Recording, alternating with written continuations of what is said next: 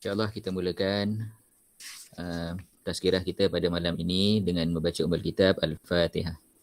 A'udzubillahi minasyaitonirrajim. Bismillahirrahmanirrahim. Alhamdulillahirabbil alamin.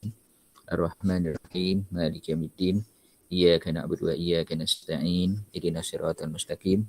Siratal ladzina an'amta 'alaihim ghairil maghdubi 'alaihim waladdallin. Amin. Assalamualaikum warahmatullahi wabarakatuh. Bismillahirrahmanirrahim. Alhamdulillahirabbil alamin. Wassalatu wassalamu ala sayyidina Muhammadin asyrafil anbiya'i wal mursalin wa ala alihi wa sahbihi ajmain. Rabbi shrah li sadri wa yassir li amri wahlul 'uqdatam min lisani yafqahu qawli. Allahumma iftah alaina hikmataka wanshur alaina min khazaini rahmatika ya arhamar rahimin. Pertama sekali marilah kita sama-sama mengucapkan tinggi-tinggi syukur kita kepada Allah Subhanahu wa taala kerana dengan keizinan Allah Subhanahu wa taala pada malam ini kita dapat bersama sekali lagi dalam program Tazkirah Maghrib ya. Jadi alhamdulillah ya. Kita bersyukur pada Allah Subhanahu wa taala di atas nikmat Allah yang banyak yang Allah kurniakan kepada kita. Dan sekiranya kita ingin menghitung nikmat-nikmat Allah Subhanahu wa taala ini, nescaya kita tidak akan mampu untuk menghitungnya. Sebagaimana yang selalu kita sebut-sebutkan, wa in ta'uddu nikmatallahi la tuhsuha. Sekiranya kita ingin menghitung nikmat-nikmat Allah, nescaya kita tidak akan mampu untuk menghitungnya. Jadi begitulah ya, Rahman dan Rahimnya Allah Subhanahu wa taala kepada kita. Sama ada kita ni bagaimana keadaan kita baik ke, kita kurang baik ke, ataupun kita tak baik ke, tetapi Allah masih lagi memberikan kepada kita rezeki yang banyak dan juga nikmat-nikmat Allah yang banyak. Jadi kalau katakan keyakinan kita kepada Allah ni tidak mantap ataupun tidak kuat, maka kita akan selalu melihat kepada apa yang ada pada orang lain. Contohnya kan, apa yang ada pada orang lain. Orang yang tidak beriman ataupun orang kafir, kadang kita nampak macam lebih senang hidup dia, lebih bahagia. Tetapi sebenarnya itu adalah pada pandangan kita lah, bukan pada pandangan Allah Subhanahu wa taala. Jadi Allah Subhanahu wa taala ni dia ada pandangan sendiri.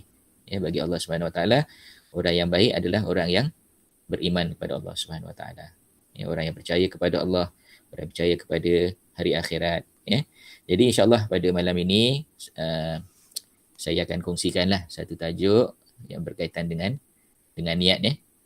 Jadi mungkinlah tajuk ini telah biasa didengar ataupun disampaikan oleh penceramah-penceramah dan sebagainya. Jadi saya yang ada ni bukanlah penceramah, tapi kita nak berkongsi saja tentang hadis yang berkaitan dengan niat. Jadi begitu pentingnya niat ni dalam kehidupan kita. Niat ini sangat penting dalam kehidupan kita.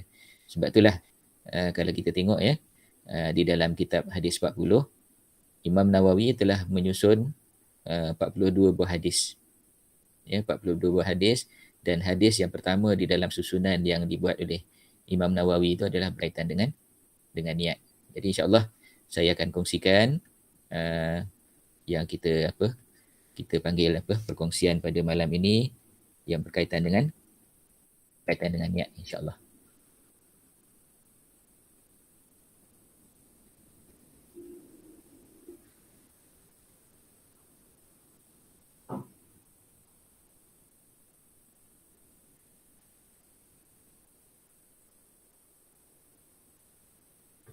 Jadi kita baca hadisnya, hadis Nabi SAW yang diriwayatkan oleh Imam Bukhari dan Imam Muslim.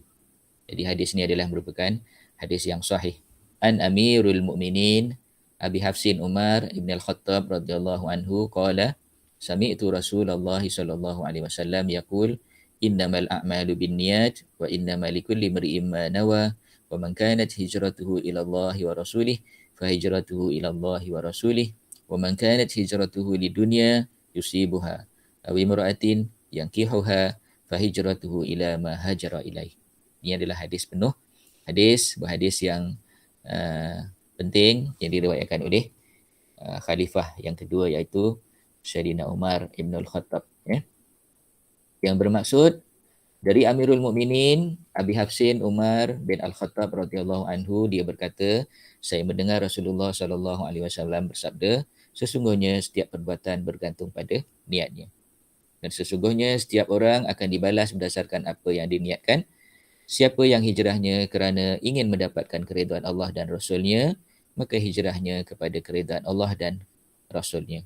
Dan siapa yang hijrahnya kerana menginginkan kehidupan yang layak di dunia ataupun kerana wanita yang ingin dikahwininya, maka hijrahnya akan bernilai sebagaimana yang diniatkan.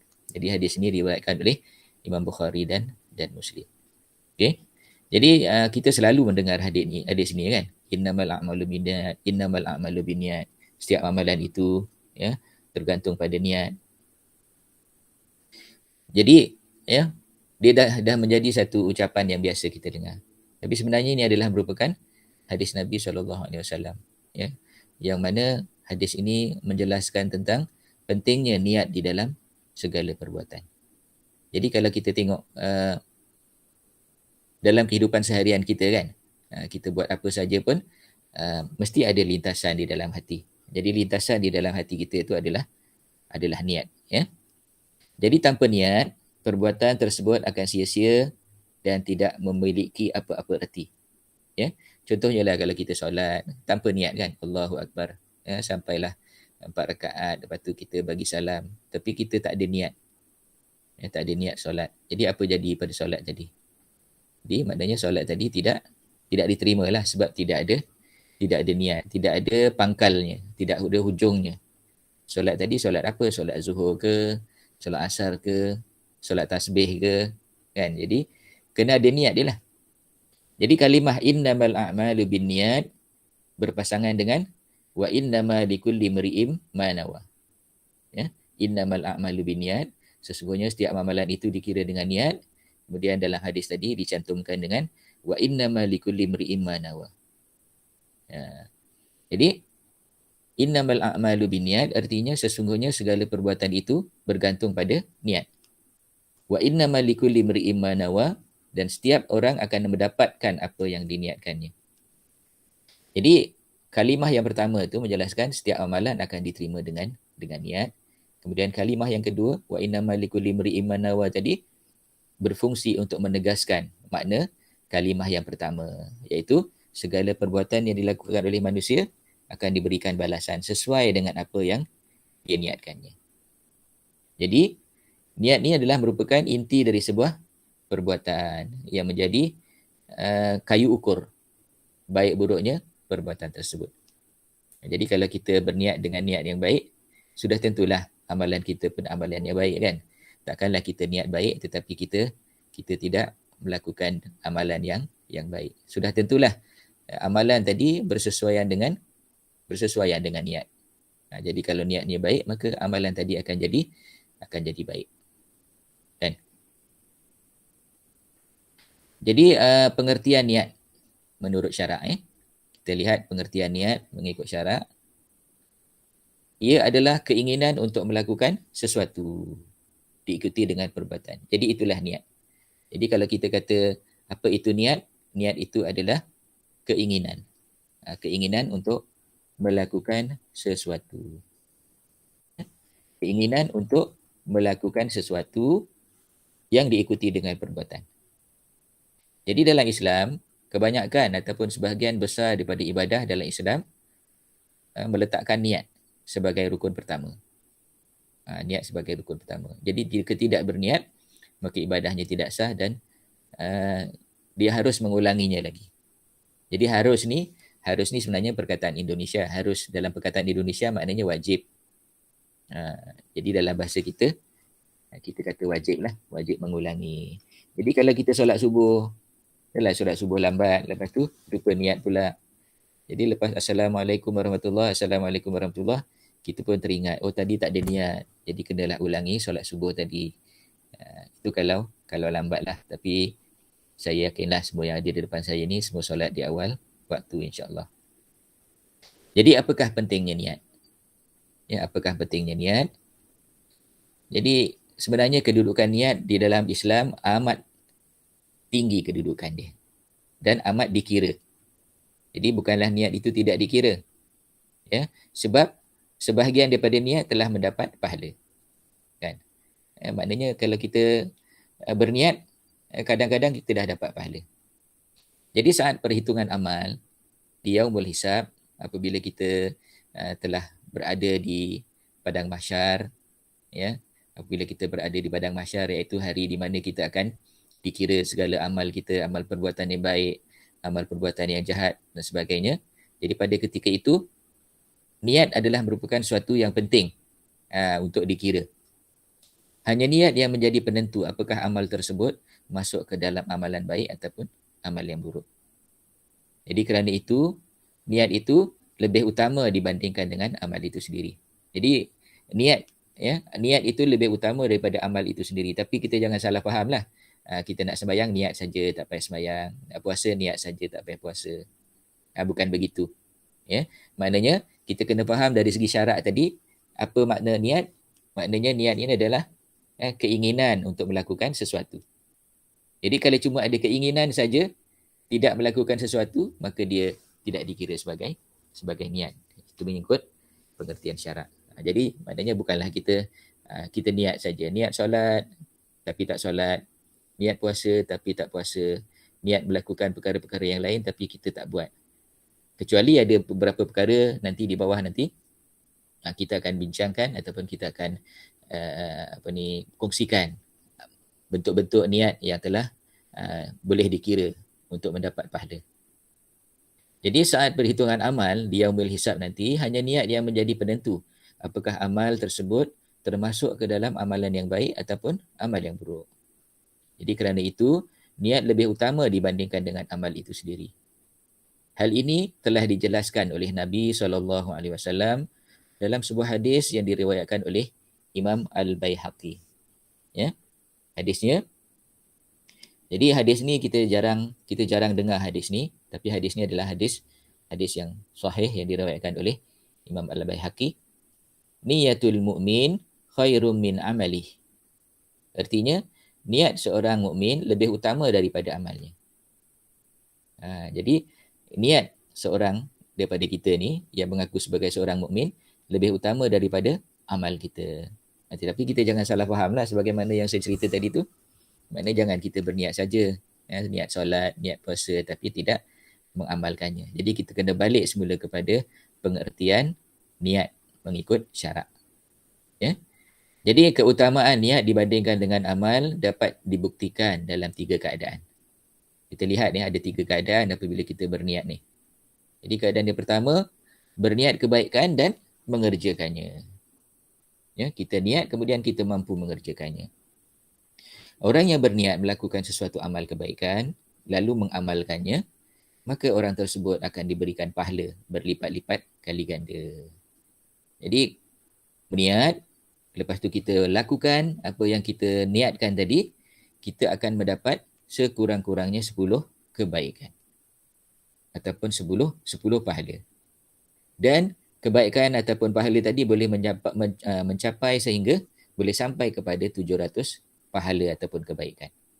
Jadi ini terpulang kepada Allah Subhanahu Wa Taala untuk memberikan pahala kepada kita.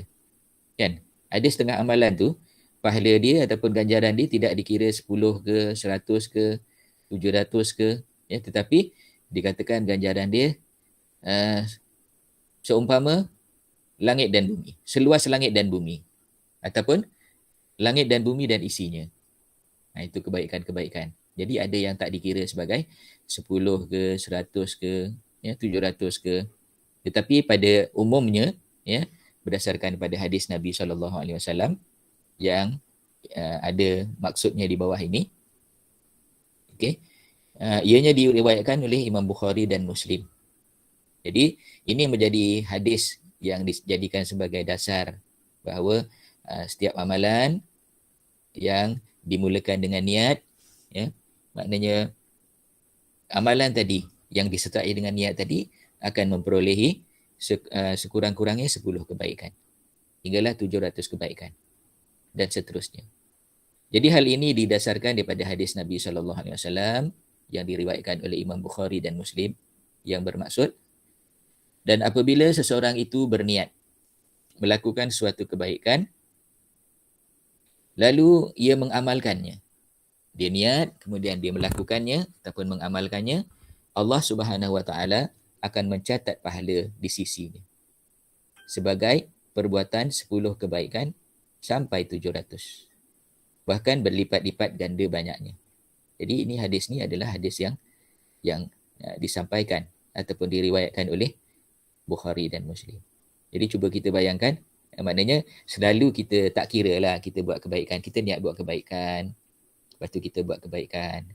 Kita tak kira pun kan, kita tidak berkira dengan kebaikan yang kita buat. Jadi di dalam ni Nabi telah menjelaskan kepada kita. Maknanya kalau kita nak semak lah, kita nak semak, bukan kita nak kira kebaikan ataupun pahala kita lepas tu dah stop, bukan begitu. Tapi kita nak semak lah, maknanya betapa pemurahnya Allah Subhanahu Wa Taala kepada hamba-Nya.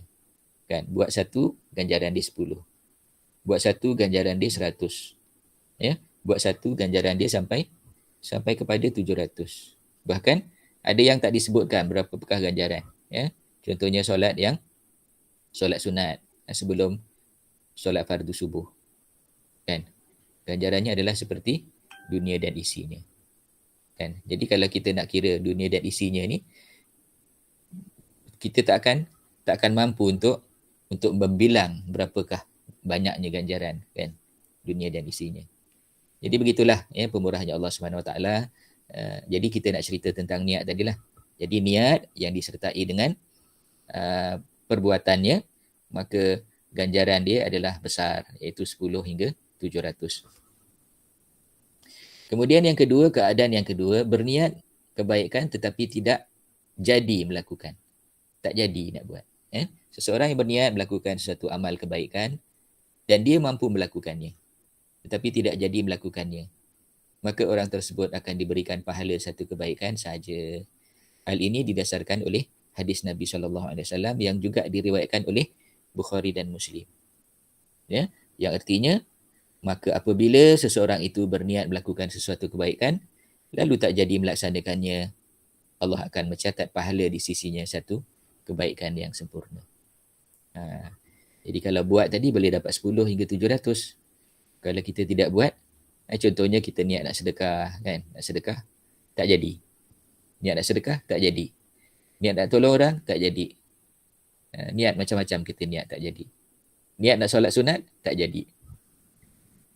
Jadi maknanya, niat saja telah boleh memberi kepada kita satu kebaikan. Okay? Jadi apabila seseorang itu berniat melakukan sesuatu kebaikan, lalu tidak jadi melaksanakannya, Allah akan mencatat pahala di sisinya satu kebaikan yang sempurna. Jadi lepas daripada ni kita kena banyak berniat lah, berniat melakukan kebaikan. Ya, jadi sama ada kita mampu melaksanakan ataupun tidak, ya, itu adalah maknanya mengikut kemampuan kita dan juga dengan keizinan daripada Allah Subhanahu Wa Taala. Kemudian keadaan yang ketiga ni, berniat kebaikan tetapi tidak mampu melakukannya. Ya, kadang-kadang kita berniat melakukan kebaikan tapi tak mampu melakukannya. Ya, jadi seseorang yang berniat melakukan satu amal kebaikan tetapi tidak mampu melakukannya, maka orang tersebut akan mendapat pahala sebagaimana orang yang mampu melakukannya. Dan jadi boleh kita berniat macam-macam untuk kita nak buat, ya. Tetapi sekiranya kita tidak mampu, ya, dengan niat yang kita dah buat tadi, maka kita tetap akan mendapat ganjaran daripada Allah Subhanahu Wa Taala. Kan, antaranya niat untuk niat untuk derma, katakan, kan, untuk derma, untuk tolong orang dan sebagainya, tapi kita memang tak mampu untuk nak melakukannya. Orang lain mampu melakukan sebab mungkin mereka ada duit, ada kekuatan, ada kenderaan dan sebagainya, tapi mungkin kita tak ada. Jadi kita niat sajalah. Jadi selain daripada 3 perkara tadi, ya, berniat kemudian melakukannya, yang kedua berniat tapi tidak melakukannya, dan yang ketiga berniat tetapi tidak mampu melakukannya. 3 keadaan. Jadi selain daripada 3 perkara tersebut, ada satu lagi perkara yang menjadi penegasan bahawa niat lebih utama dibandingkan dengan amal itu sendiri. Jadi kadang-kadang ya kita berniat untuk melakukan perkara yang tak baik, kan? Ketika ada seseorang yang sudah berniat melakukan kemaksiatan tetapi tidak melakukannya. Jadi adakah dia dikira berdosa? Dia tidak dikira berdosa. Bahkan apabila dia meninggalkan apa yang dia niatkan tadi, dia akan mendapat pahala daripada Allah Subhanahu Wa Taala kerana dia telah membatalkan niatnya. Dan jadi itulah pemurahnya Allah Subhanahu Wa Taala, sehingga kan kita berniat nak buat jahat pun sekiranya tak jadi, maka ya kita akan mendapat satu pahala kerana kita membatalkan niat. Dan kalau kita berniat melakukan kejahatan tetapi kita berjaya melakukan kejahatan tadi, kita akan dikira sebagai melakukan satu perkara dosa, kan? Jadi kalau nak dikira apabila melakukan dosa dan pahala tu, banyak dia punya beza dia. Jadi ini semua adalah berdasarkan kepada sebuah hadis Nabi SAW yang diriwayatkan oleh Imam Bukhari dan Imam Muslim juga. Yang bermaksud, dan bila seseorang itu berniat melakukan suatu kejahatan, lalu ia tidak melaksanakannya, Allah akan mencatat pahala di sisinya sebagai satu kebaikan yang sempurna. Dan bila ia berniat melakukan satu kejahatan, kemudian dia melakukannya pula, maka Allah akan mencatatkan di sisinya sebagai satu kejahatan. Ya? Maknanya niat buat kejahatan tadi belum dikira lagi. Niat nak buat baik telah dikira. Kita lakukan, kita dapat ganjaran yang berlipat kali ganda. Tak dapat nak lakukan, masih lagi kita dapat ganjaran. Tapi bila kita berniat untuk melakukan maksiat, belum dapat dosa lagi. Ya, kalau kita lakukan dapat satu dosa, kalau kita tinggalkan, kita akan dapat satu pahala.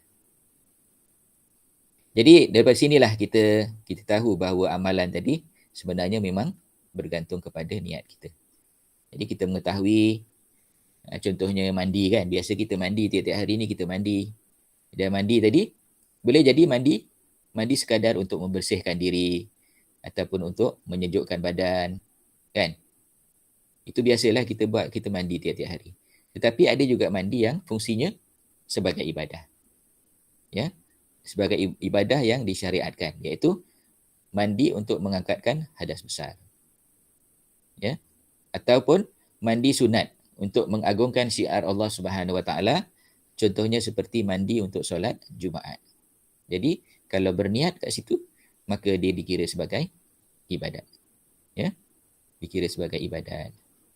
Jadi kadang-kadang satu ibadah dengan satu ibadah yang lain mempunyai bentuk yang sama. Ya, mempunyai bentuk yang sama. Contohnya sebagaimana yang saya sebutkan tadi, solat 4 rakaat. Solat 4 rakaat. Jadi solat 4 rakaat ni boleh jadi solat zuhur, boleh jadi solat asar, boleh jadi solat sunat. Tentulah dekat situ perlu dibezakan apakah kita ingin melakukan solat zuhur ataupun solat asar. Jadi apakah yang membezakan di antara solat zuhur dengan solat asar tadi? Sudah tentulah niat dia. Ya, usolli fardhu zuhri ataupun usolli fardhu asri.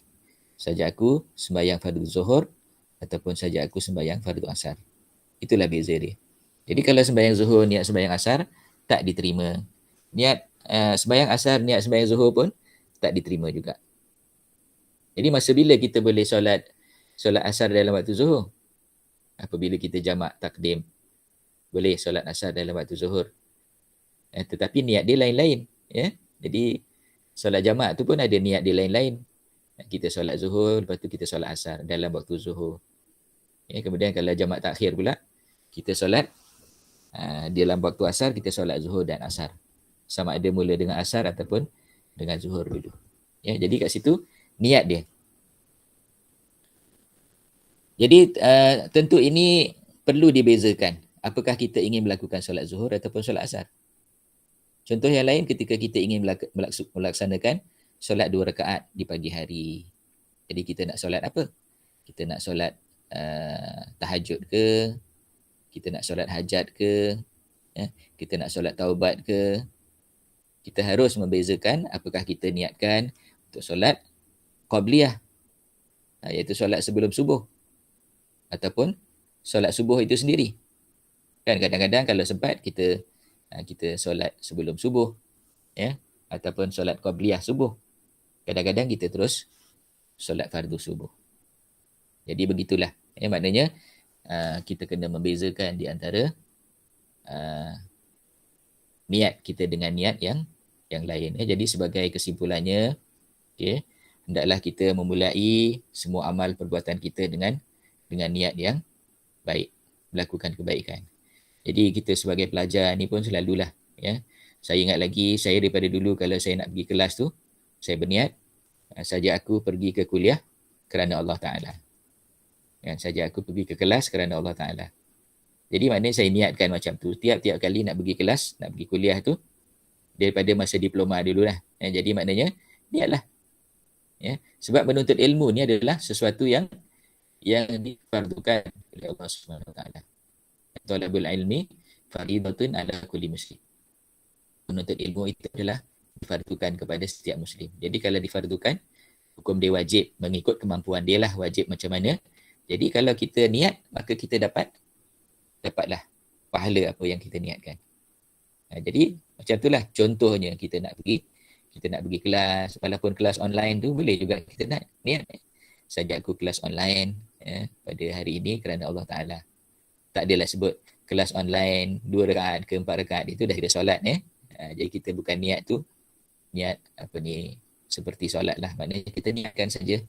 Jadi itu contoh, contoh kita nak pergi kelas.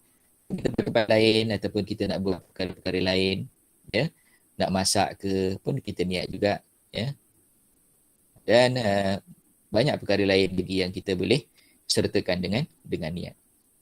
Bila kita dapat melakukannya, kita akan mendapat 10 hingga 700 ganjaran.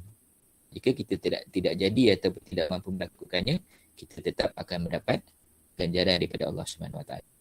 Jadi apakah pentingnya niat di dalam kehidupan kita? Sebahagian besar daripada kehidupan kita tidak boleh lari daripada adanya niat. Kan? Jadi kita nak menuntut ilmu, kita nak belajar, kita nak buat apa saja, kalau kita mulakan dia dengan niat, kita akan diberikan pahala ataupun ganjaran daripada Allah Subhanahu Wa Taala. Jadi saya rasa untuk perkongsian saya pada malam ini setakat ini saja. Sekiranya ada manfaat, manfaat itu datangnya daripada Allah Subhanahu Wa Taala. Sekiranya ada kelemahan atau kesilapan itu daripada kelemahan saya lah. Wabillahi taufiq wal hidayah. Wassalamualaikum warahmatullahi wabarakatuh.